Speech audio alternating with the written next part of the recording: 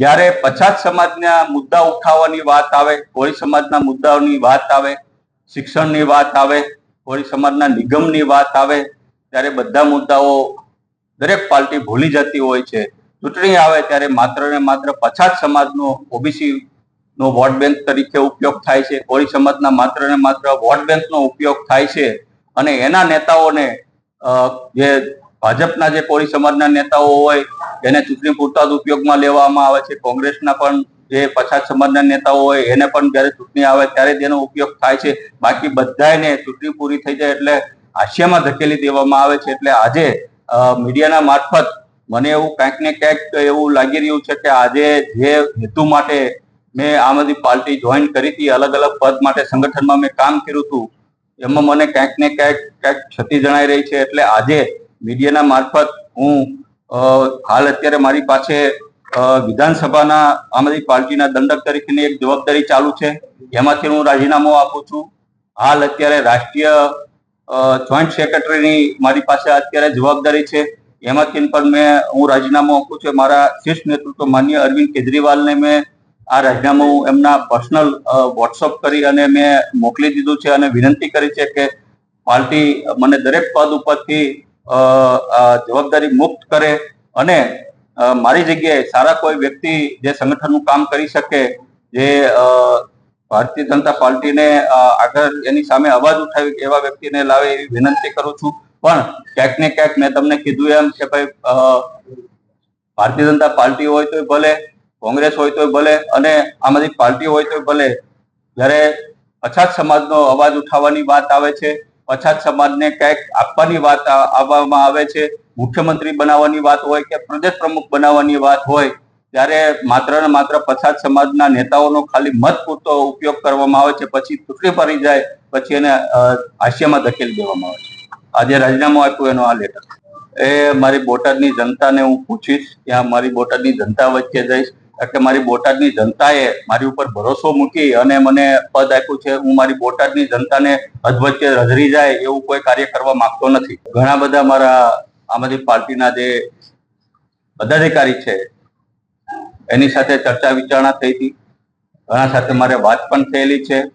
આ હું રાજીનામું માત્ર ને માત્ર પદ ઉપરથી આપું છું. આમ આદમી પાર્ટીના કાર્યકર્તા તરીકે પહેલા પણ ચાલુ હતો, આજે પણ હું ચાલુ છું, બરાબર.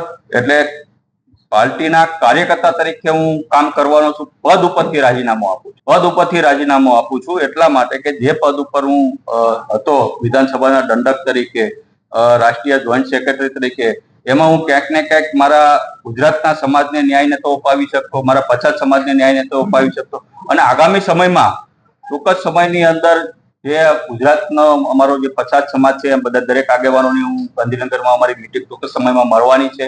ત્યારે જે સમાજના લોકો નિર્ણય લેશે એ ચોક્કસ આપને અમે આગામી સમયમાં જણાવશું. ચોક્કસપણે મેં તમને કીધું એમ કે ભાઈ જયારે દલિતનો દીકરો લડે છે ગુજરાતમાં, એ આમ આદમી પાર્ટીનો જ કાર્યકર્તા છે, એ કોઈ બીજેપી માંથી આવી નથી. આમ આદમી પાર્ટીએ એને મેન્ડેટ આપ્યો છે. તો કડીમાં શા માટે રિસોર્સિસ ન લગાડવામાં આવ્યા, વિસાવદરમાં કેમ લગાડવામાં આવ્યા? એટલે કહેવાનો મતલબ એ છે, કહેવાનો મતલબ એમ છે કડીમાં માત્ર ને માત્ર ખાલી વિસાવદર કડીમાં એક રોડ શો થયો, એમાં મારી પણ હાજરી હતી, આતિશીજીનો, સંજયસિંહની એક માત્ર સભા થઈ હતી. એ સિવાય કોઈ રિસોર્સિસ નહીં, કોઈ બુથ ઉપર મેનેજમેન્ટ, આખી જે આમ આદમી પાર્ટીની જે કાંઈ રિસોર્સિસ હતા, જે પ્રદેશના નેતાઓ હતા, દરેક જિલ્લાના જે પદાધિકારીઓ હતા, એ બધા વિસાવદર હતા. કડીમાં કોઈ પણ એવા મોટા નેતાઓ ક્યાંય જોવા નતા મળ્યા. એટલે માત્ર ને માત્ર જે દલિત સમાજનો જે આમ આદમી પાર્ટીનો જે કાર્યકર્તા જે કડીમાં લડતો હતો, લોન 10 લાખની લોન લઈને લડતો હતો, એ આજે એની જાતને એકલો સમજી ગયો. એટલે ક્યાંક ને ક્યાંક મને પણ એવું થયું છે કે ભાઈ આમ આદમી પાર્ટી એની મૂળ વિચારધારા, જે બાબા સાહેબ આંબેડકરની જે મૂળ વિચારધારા હતી, જે ભગતસિંહની જે મૂળ વિચારધારા હતી, એનેથી ક્યાંક ને ક્યાંક ભટકી રહી છે. એટલે મને ક્યાંક ને ક્યાંક એવું લાગી રહ્યું છે, મારા શીર્ષ નેતૃત્વને હું આ મેસેજ આપવા માંગુ છું કે જે આપણે આમ આદમી પાર્ટીની જે મૂળ વિચારધારા હતી, જે ખરેખર બાબા સાહેબ આંબેડકરની હતી, ભાઈ નાના ગરીબ વ્યક્તિઓ જે હોય રાજકીય રીતના આગળ આવે, સ્ટ્રોંગ બને અને નાના લોકોનો આપણે અવાજ બનવો જોઈએ.